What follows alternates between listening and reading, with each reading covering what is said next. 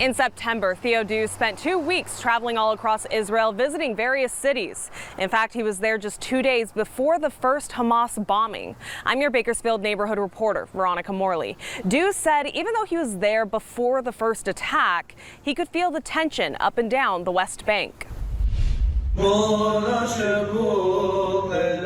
A once-in-a-lifetime experience. Regional Director of Mercy House Theo Dews was over the moon when he boarded a flight to Israel, preparing to embark on a 2-week-long Christian pilgrimage. North, the Galilee, all the way up to the Golan Heights, Nazareth. However, Dews noticed a shift immediately after they landed. You are in an occupied land. There is a very strong military presence in the airport. And it didn't stop there. It was very interesting to see such a strong military presence, not just police on the streets, but soldiers.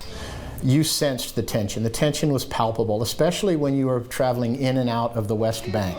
Dews, an Army veteran who served in Germany amid the Cold War, had experience being in an occupied state. Even though at the time there had yet to be a targeted attack, he had his guard up. Anytime the armed soldiers boarded the bus, you felt a little unsafe. And it's hard to be in an environment like that and not feel a little unsafe, not be a little concerned. While he spent most of his time focusing on the spiritual experiences he was there for, he couldn't miss the interactions happening all around him. There is a large military substation, and a lot of Palestinian young boys and young men would gather around that police stand and slowly close in. There was a playful element to it, but there was also some underlying hostility to it that you could really sense. Dews left Israel just 2 days before the first attack, so when he saw the devastation, he was heartbroken. I had just broken bread with these people. I had just visited their land and eaten in their restaurants and shopped in their shops, and now all those restaurants and shops, they're closed. As the war unfolded, Dews finds himself thinking more and more about the people he interacted with. There was a young Jewish boy there. I took a picture with him.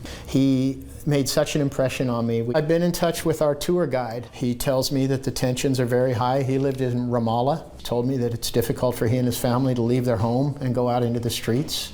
They're afraid for their lives. As he thinks about the people impacted by the war and remembers the kindness that he received, he holds on to hope that just maybe that trip won't be a once-in-a-lifetime experience. I can't wait to go back. I hope we can go back again someday soon. I'm looking forward to the day it's safe for us to go visit the Holy Land again.